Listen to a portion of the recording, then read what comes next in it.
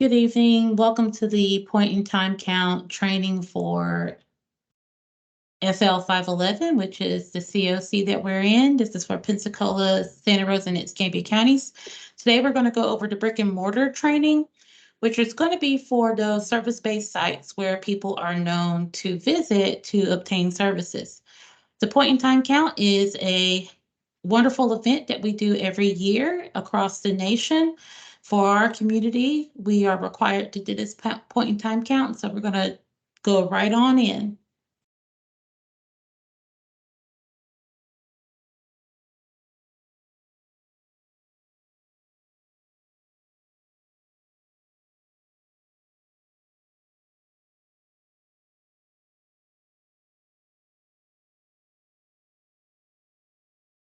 On today's agenda, we're going to give a recap of the 2023 point in time count, an overview of the point in time count for 2024. We're going to go over some basic strategy, which includes the methodology, survey tools, and tips and advice for counting at survey sites.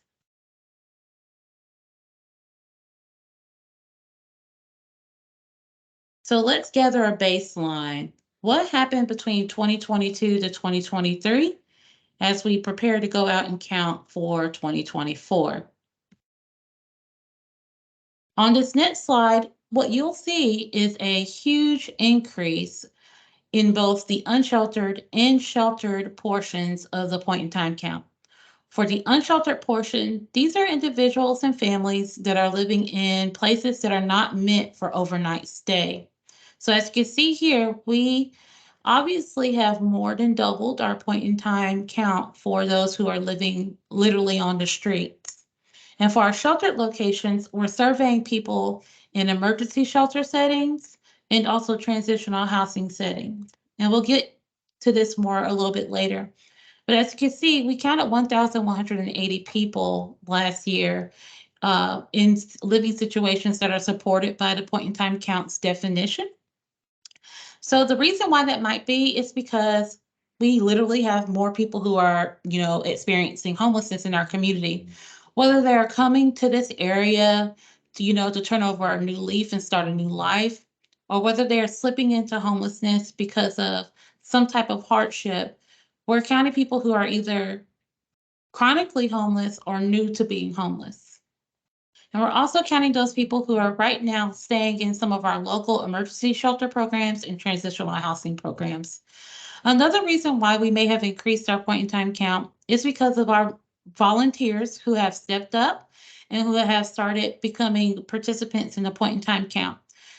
This event helps us to raise public awareness and to raise awareness about homelessness in general.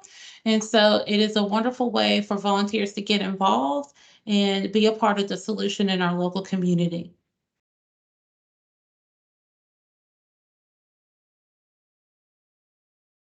Point in time count basics. We're going to start off by talking about what is the point in time count.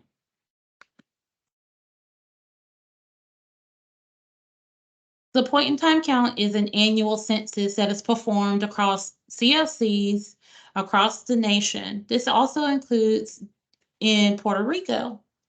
So the census count is of sheltered and unsheltered people who are experiencing homelessness on a single night in our local community, which covers Escambia and Santa Rosa counties.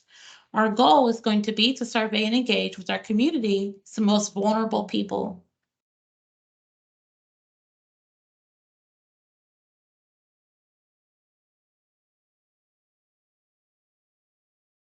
So the purpose of the count is for us to track the number of people who are experiencing homelessness and also to gather information about the unique characteristics of the people that we're surveying and also identifying some needs of the people that are experiencing homelessness. What we're required to do is to publish data visualizations of the point in time account. This visualization helps us to raise awareness again among the community members who then can come and be a part of the solution in our community.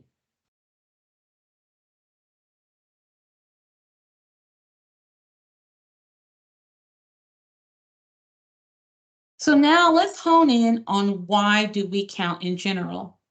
The reason why communities are required to perform the point in time count is because we receive homeless dollars among various federal programs in our area. That includes HUD funding, runaway homeless youth funding, and funding from the Department of Veteran Affairs, among others. And that funding is supposed to be used to develop housing and supportive service programs to address homelessness. Communities have to report that point in time data to HUD and to Congress. And so our job as a community is to develop a strategic plan to decide what is going to be our response to prevent and reduce homelessness in our local community. Once that those numbers are reported to HUD, HUD then makes a major report for all communities across the nation, which is called the AHAR, and it is presented to Congress. Congress then uses this magical formula to determine exactly how much federal funding allocation should go back into the community to address homelessness.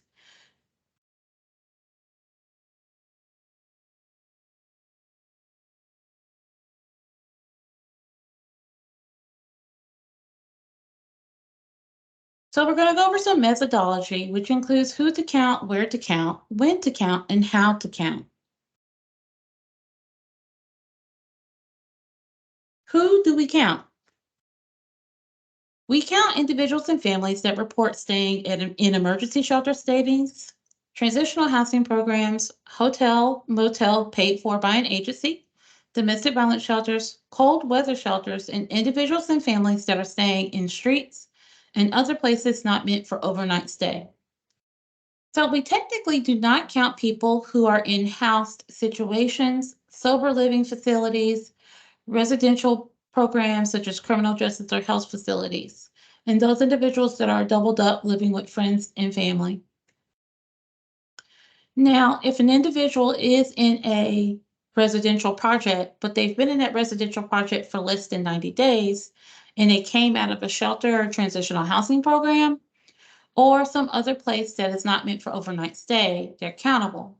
So this is why this training is so important, is so people understand that fact, is that there is some time limits when it comes to counting people.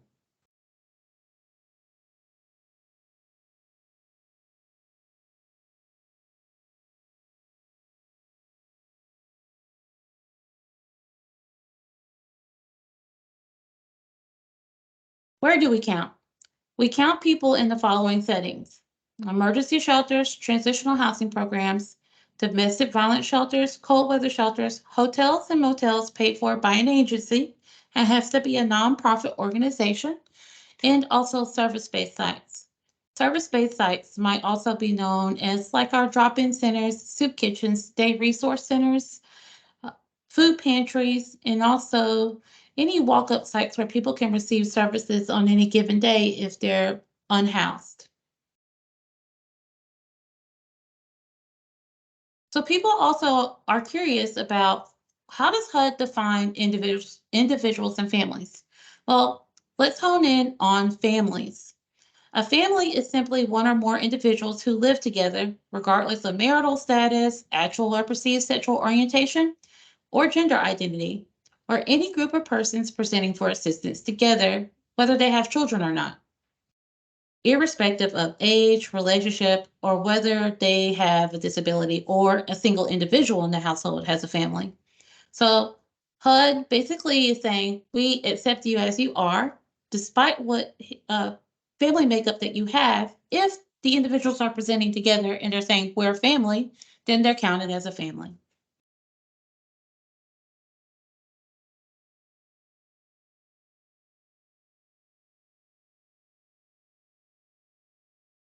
So when are we going to count? The point in time count this year is scheduled for Monday, January 22nd, 2024. Our COC will be expanding our point in time count until January 28th of 2024. So what this is going to require for volunteers to do is that you will, during this week, when you are giving the survey to someone who is unhoused or in a shelter, You're basically going to have to ask them, where did you sleep on the night of Monday, January 22nd, 2024? You will be required to refer back to that single night to ensure that we don't duplicate people in the count. How to count.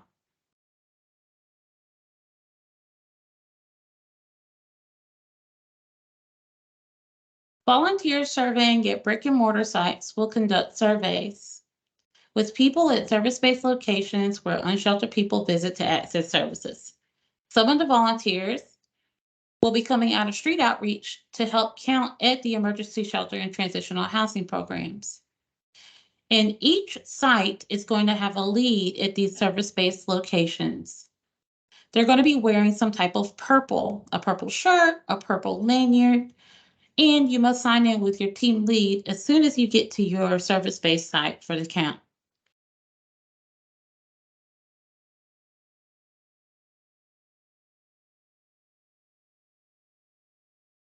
If you are an agency that's using HMIS to track your services, such as some of our soup kitchens and day resource centers, you can collect your information within the HMIS, including our shelters and transitional housing programs can follow this step as well. There's specific information that you're going to have to collect. You're going to need to just make sure that you populate an entry in an assessment. And then you're also going to track a service transaction that says census data. The HMIS team will be able to pull your data into the point in time count. And all of your people will need to be enrolled in your project by January 22nd, 2022 for that night, especially if you're in the shelter transitional housing program, because they're staying overnight for the night of the count. And then anyone that's no longer staying in the program needs to be exited out of the program before the end of that week.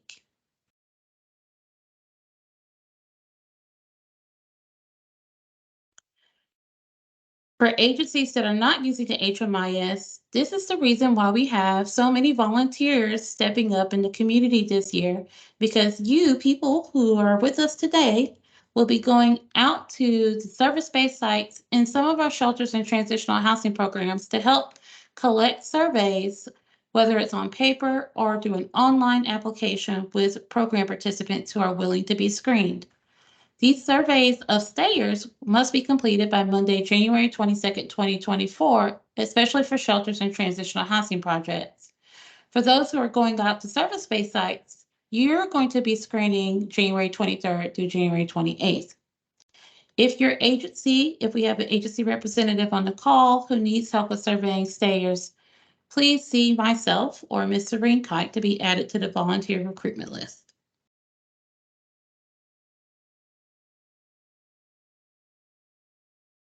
Are you registered to volunteer? We do have time today for you to still register to volunteer, and we'll try to plug you into a site. There are some volunteer roles for people who are on this call today that you may fill. Volunteers can take on a variety of roles for PIT. Volunteers will be grouped with an experienced site lead and can assist in the following ways: engaging with people to invite them to be surveyed, entering data into one of our paper forms or the Hyperion website app, completing surveys with willing participants, or those who say that they're not willing to be screened. You can thank them for their time and move on, or you can handle and distribute some of the care bags that we have prepared.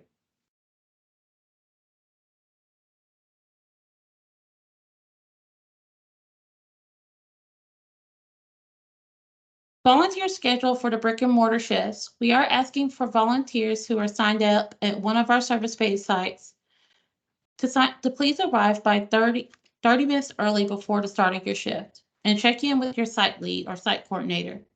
Your shift starts as soon as you collect your supplies from the site lead, and please make sure that you bring your phone charged and ready to go. Please make sure that you stay for the completion of your full 2 to 4 hour block for your survey shift to survey people at the service-based sites. And when you end your shift, please make sure that you return any unused materials such as the care bags back to the site lead, because what we're going to do is recycle those materials and use them later in the week to help the other street outreach teams.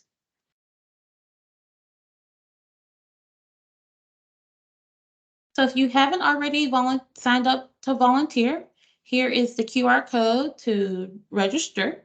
So please take out your cell phone and just take a picture of this QR code with your phone, and you should be able to be taken to the drop form to complete your volunteer registration.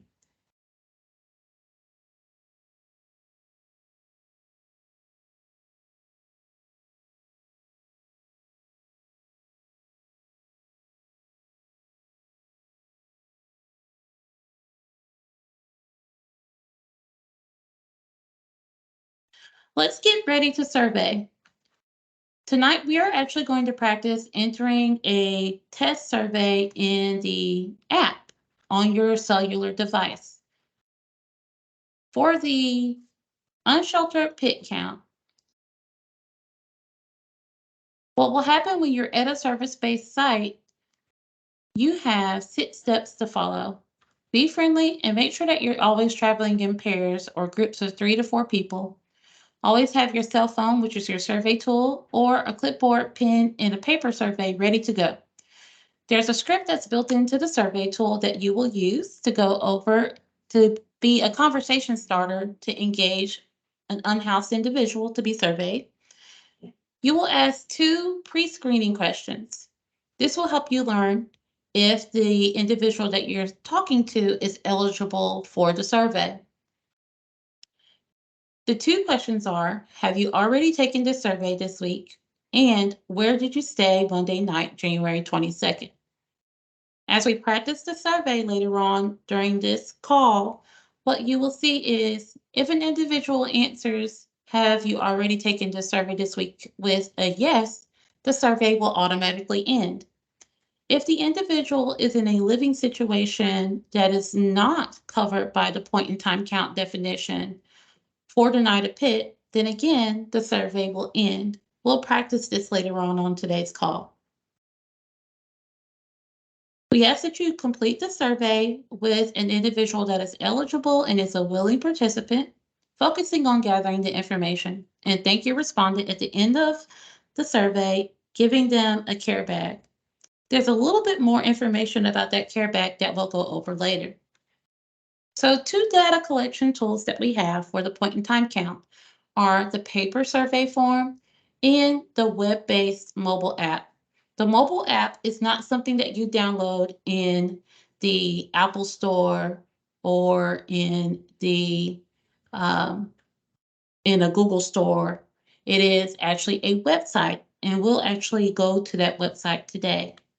But here's a little bit more information about what information we are going to be collecting from survey participants.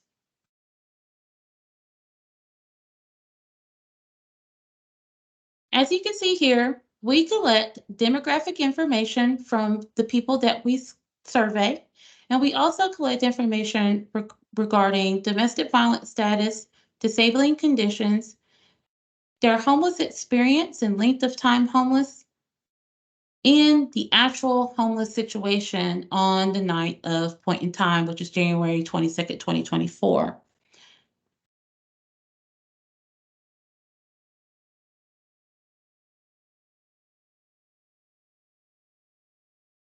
So with the paper survey, the goal is to help the individual to feel comfortable being surveyed. So the Street Outreach Committee lead has created a sample script for all of our volunteers to use to be a conversation starter to open the engagement with the individual that will be surveyed. So as you can see here, you just introduce yourself and you explain the purpose of why you're wanting to survey the individual. You explain that the survey will be short and then how we will use the survey results. Please remember to explain that participation is voluntary and information will be kept private. We'll also talk a little bit more later on about what to do at the end of the survey. So now let's practice. Let's take a moment to go to your website or your web browser. It could be Safari, Chrome, Mozilla, Internet Explorer, but you want to practice this on your phone.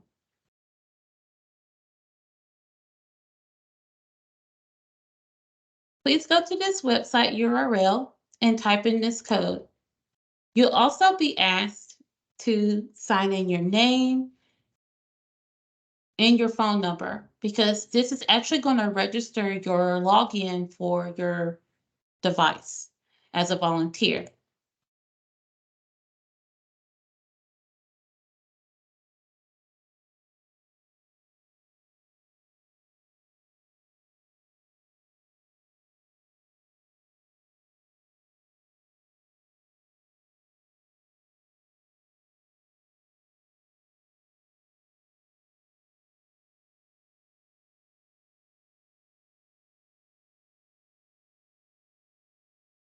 Some individuals will need to turn on their location device on your cell phones.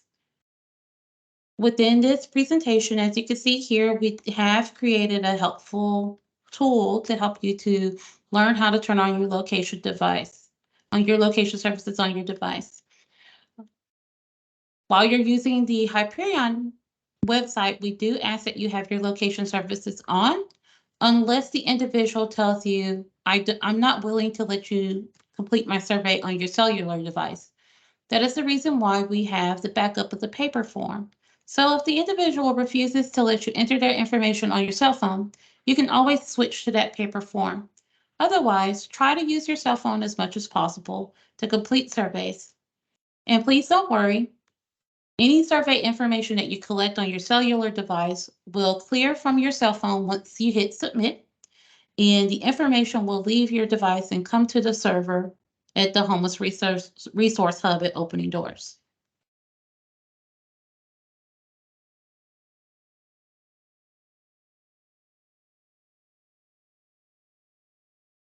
For volunteers that have a Android device, there is a small trick for you to complete the date of birth section within the web-based application of Hyperion.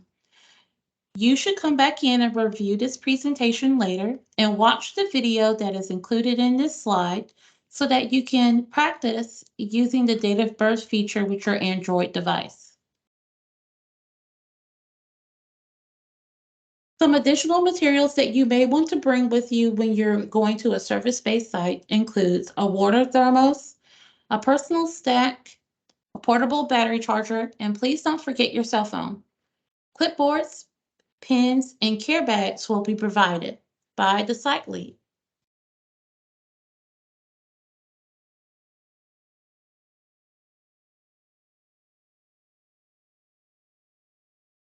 Now let's talk about the care bags. Care bags are to be given to willing survey participants who complete the survey. So inside of each care bag, you're going to find some food items, PPE, toiletries, and more. That care bag is to be given to survey participants. There are two important items that I would like to highlight within the care bag. One is a resource sheet, complete with resources available in the community. There are also individual rec cards and business cards from organizations and providers in the community to help people navigate the homeless response system. There's also a Real Change You Count purple wristband, which we'll talk a little bit more about next.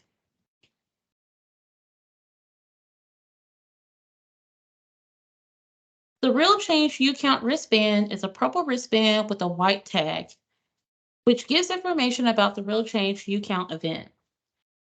For our volunteers, it is important that you highlight and bring up this purple wristband with the white tag and instruct the people that you have surveyed exactly what the purpose of the wristband is. So I just want to highlight here on the call that the purple wristband serves as a free ECAT ride on routes to and from the Pensacola Bay Center. And it actually tells you what routes those are on January 25th, 2024. And it's only for riders attending the Escambia County Real Change You Count event. I also want to highlight that there will be a security check performed at the Bay Center, so please encourage individuals that are surveyed not to bring large bags, no weapons, and no outside food and drinks into the Bay Center.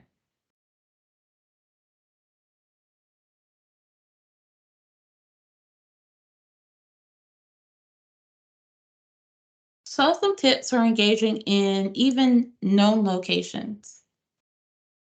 Engagement tips for volunteers include showing respect by keeping physical space from the person and their belongings.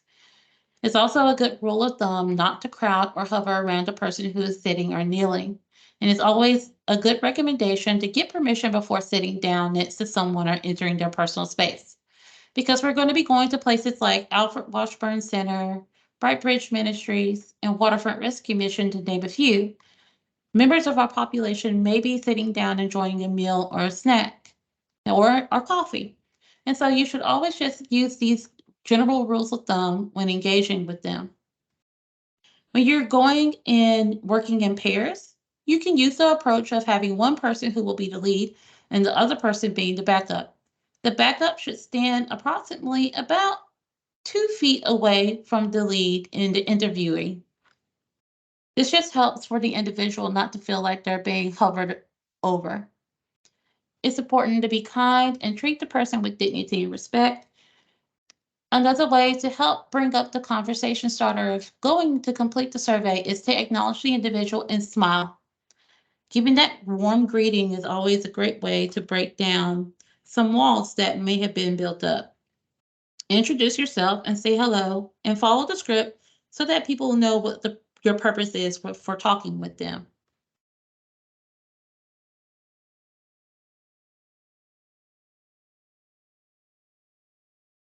At the end of your survey, you're going to give those care bags with critical items, including the PPE and resources, and ask the individual if they need or want the items. Sometimes the people that we survey don't want the care bags, but try to encourage them to take the care bag and bring up the U Count wristband so that they're aware that at this event there will be 60 providers from our community that are going to be giving services in real time, including IDs, legal screenings, health screenings, and vaccines, to name a few. While you're out in the field, even at service-based sites, be aware of your surroundings and alert for situations that may require crisis response. If you think a person may not be breathing, or their lips are blue, or they're just having an emergency, call 911. On rare occasions, sometimes an individual may seem out of sorts and may seem out of control. To de-escalate the situation, just back away and move on. If the individual tells you they are not willing to be surveyed, again, politely excuse yourself, thank them for your time, and move on. I would like to again just rehash some of the most important factors and behaviors to watch out for as volunteers. Don't touch someone without permission. Don't take longer than 5 to 7 minutes to complete the survey. Don't give any money or other non essential items, and don't assume anything about the client. Always ask the individual who you're surveying what name would they like to go by, or what gender do they identify as. Do not bring your purse or wear any expensive jewelry, and do not give your personal information. I do understand that some of us are mental health professionals and nursing students who are participating in the point in time count as service based counters. Just remember, this is not a counseling session. We have to keep in mind our jobs this week are to be census workers. So our goal is to obtain as much information as possible from the unhoused members of our population to complete the survey. If a person asks for something you don't have or can't give, it is perfectly fine to say no, or I can't or I won't do that. If a person asks you a question you don't want to answer, it is okay to say, I don't have an answer to your question. So if an individual is asking you for a resource that you can't give or you don't have, it's okay to always draw their attention to that care bag and say, I'm going to give you some information in this care bag. If we can go through with the survey, once we get to the end, I'll give this to you.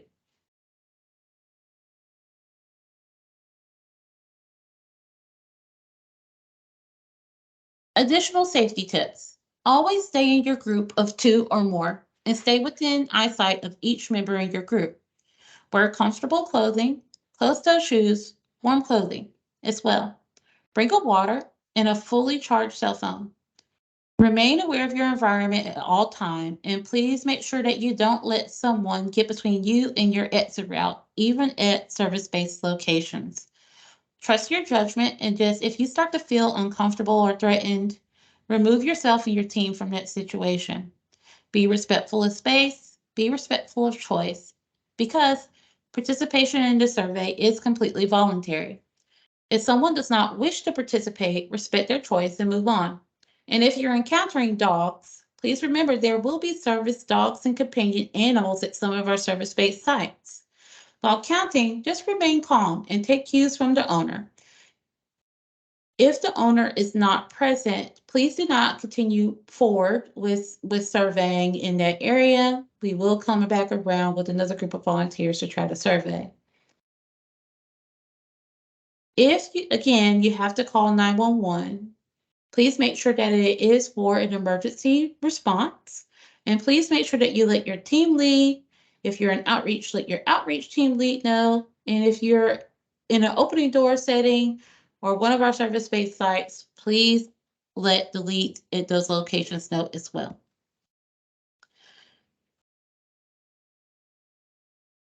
Please be mindful of your symptoms and monitor for the next 2 weeks, including up to 2 weeks after pit count.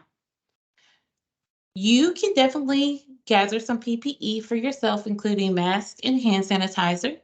We are not forcing people to be vaccinated before they volunteer. That is not something that is being pushed by the PIT committee. As you can see, we are performing some of our trainings virtually to try to protect ourselves as we gear up for the point in time count. And we do ask while you're giving point in time count surveys out on the streets or at known locations, surface based sites, or brick and mortar sites, that you limit your exchange with paper forms and pens. However, we are not discouraging you from using paper forms and pens if someone does not want you to collect their information in your cellular device due to privacy and security or confidentiality concerns. This is the last training event for our community for the point in time count. The night of the count starts January 22nd, 2024 at emergency shelters and transitional housing programs. January 23rd through January 28th, volunteers like you who will start going out to service-based sites and also in street outreach in teams of 3 to 4 or large groups to count and survey individuals on the streets or at these known locations. On January 25th, please save the date. The Real Change You Count event starts at 10 a.m. We are asking for volunteers to ensure that you are at the building no later than 9 a.m. to set up your to set up at your station or to set up your provider table.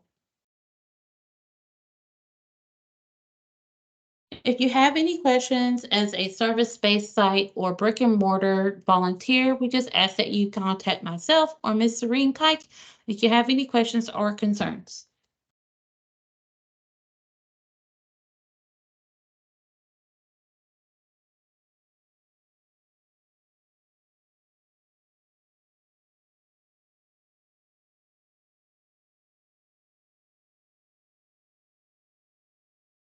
Okay, so I'd like to take this time to just give you a moment to ask any questions. You can come off mute.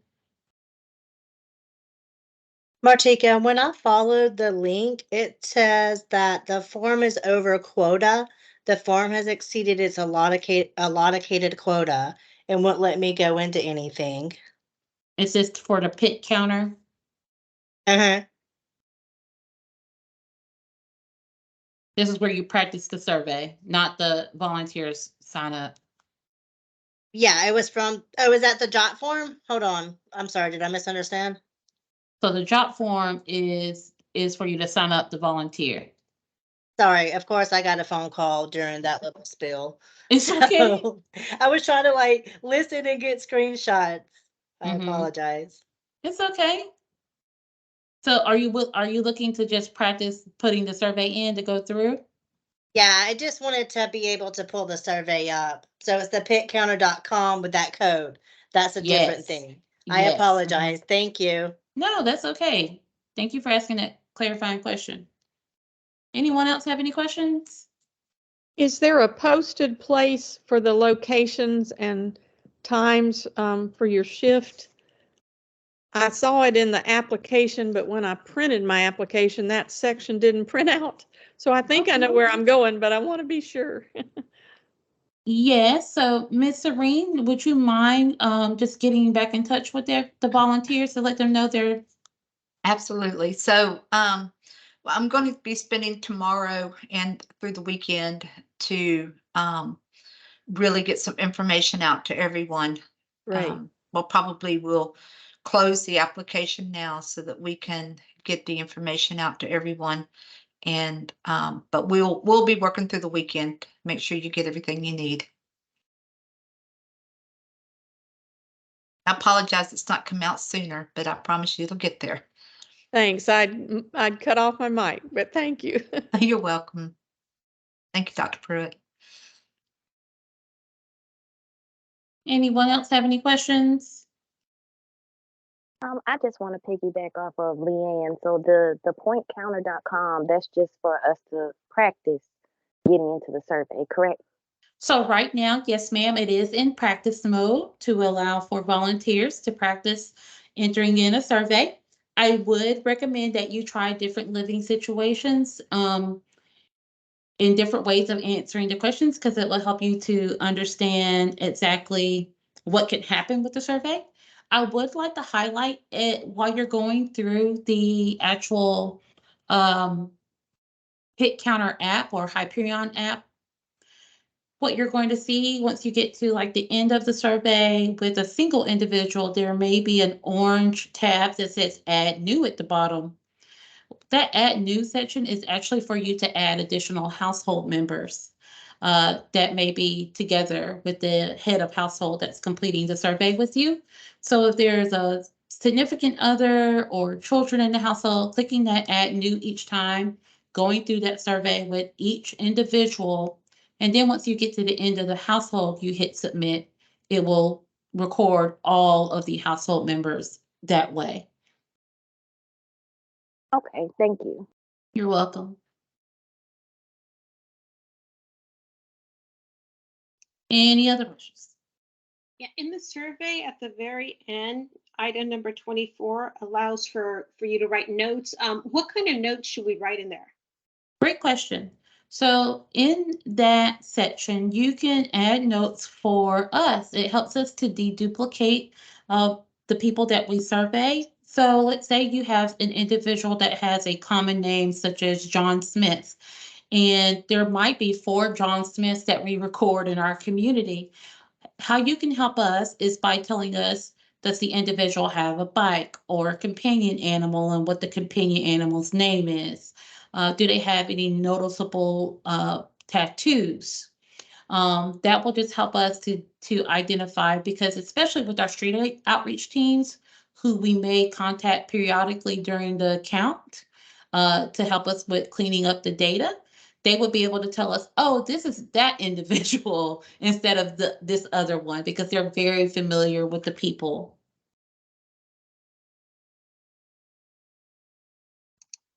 Thank you. I appreciate that.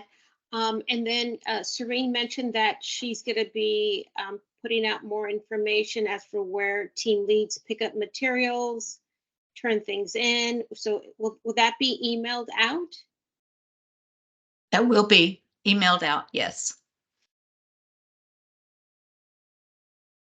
Thank you. You'll also have your team leads to report to at the sites. And this is for brick and mortar. Now, if you're I know this is brick and mortar training. So this is if you're going to like assign to Waterfront, Alfred Washburn, Bright Bridge, one of those places. However, if you're on street outreach, your instructions are different coming from the lead, Rocky Harrison. Okay, got it. Yeah, I'm pretty sure I'm part of the street team downtown with Food Not Bombs, and I did receive a spreadsheet, but no other instructions. Okay, so this is Diana. Yes. Okay, yes, Diana, you are a team leader So are you also signed up to go to brick and mortar? Because right now I see you as doing Jackson Street, Food Not Bombs, downtown Pensacola and Cervantes. So I think you're on street team. Okay, So your instructions will be coming from Rocky. all right, thank you. Okay. Sorry. Go ahead. What about, have you guys talked to Robert Carpenter? Yes. Okay, So he was gonna start counting that Monday night. He Mhm. did ask me if I could come in and assist. So I will be doing that Monday night and then starting street outreach on Tuesday. However, if you guys want to help get the word out, we did get them to agree to Monday will be a free night, whether it's cold shelter or not. So to bring those individuals in to get a good count. Okay.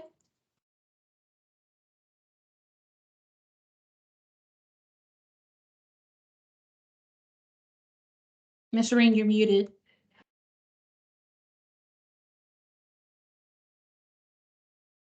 Okay. So thank you, Lee. And yes, we have been in touch with Mr. Carpenter, and we have gathered his surveys, and we're getting those to him.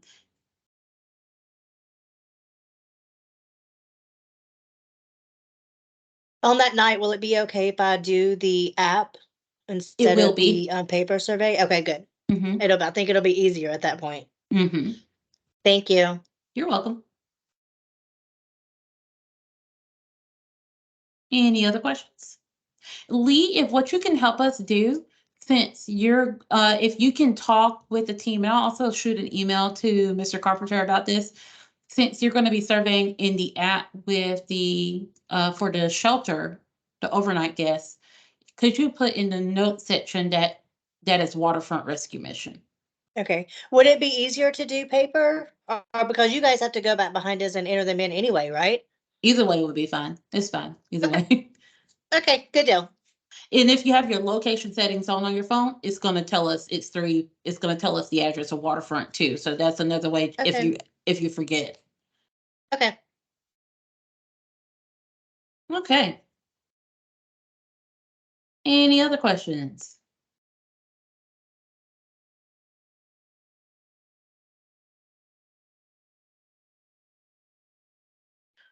Okay, thank you everyone who joined us on the call today.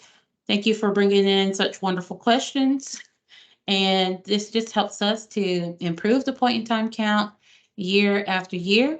Thank you so much. If this is your first time joining us for the point in time count, we just thank you for coming in this time around, and we hope to see you in following years.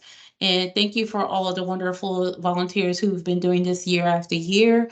And your dedication to serve is just gleaming and appreciated by everyone in the community, not just from us here at Opening Doors, just everyone. We're just rooting for each other, and we're just happy to be a part of this wonderful event to help, all of our mutual people that we serve.